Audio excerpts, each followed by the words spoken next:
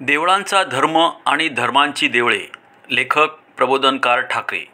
माणसांप्रमाणे देवांच्याही मागे बायका मुलांची लचांडे निर्माण झाल्यामुळे पार्वती ही जरी जगन्माता साऱ्या विश्वाची आई असली तरी ब्राह्मण कवीच्या कल्पनेच्या मूर्वतीसाठी तिचे गजड शंकराशी लग्न लागून कधी स्मशानात तर कधी हिमालयात भैरव पिशाचादी सेवकगणांच्या संगतीत तिला संसार करणे भागच पडले.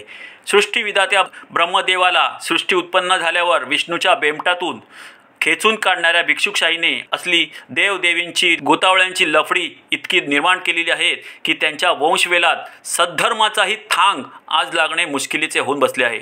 फार दूर नको, लोणाळ्याजवळची कार्ला लेणी पहा. ही वास्तविक बौद्धांची, त्यातल्या या ओऱ्या, ते दिवाणखाने, ते स्तूप, साऱ्या बौद्धांच्या स्वाध्यायाश्रमाच्या जागा. तेथे बाहेर एक देवी प्रगट झाली. तिचे नाव एकवीरा. हिला बहेरची देवी असेही म्हणतात. ही म्हणे पांडवांची बहीण. हिच्यासाठी भीमाने एका रात्रीत ही लेणी कोरून काढली.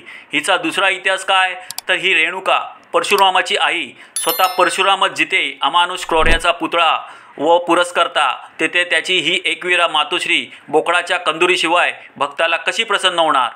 चैत्री पौर्णिमेची कारल्याची जत्रा, मोठी दांडगी. हजारो मराठे, कोळी, बरेचसे कायस्थ प्रभू वगैरे भटेतर लोक यावेळी तिथे नवस फेडायला जातात.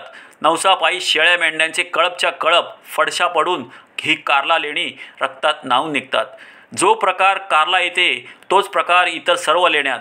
जेथे असले बोकड खाऊ देवदेवीचे देऊळ नाही, तेथे प्लेजर पार्टीसाठी जाणारे लोकसुद्धा कंदुरी केल्याशिवाय परत येत नाहीत.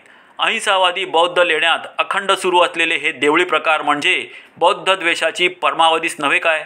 सारांश: भिक्षुकशाहीचा प्रतिस्पर्ध्याविषयीचा द्वेष पिढ्यानपिढ्या टिकणारा असतो हे विसरता कामा नये.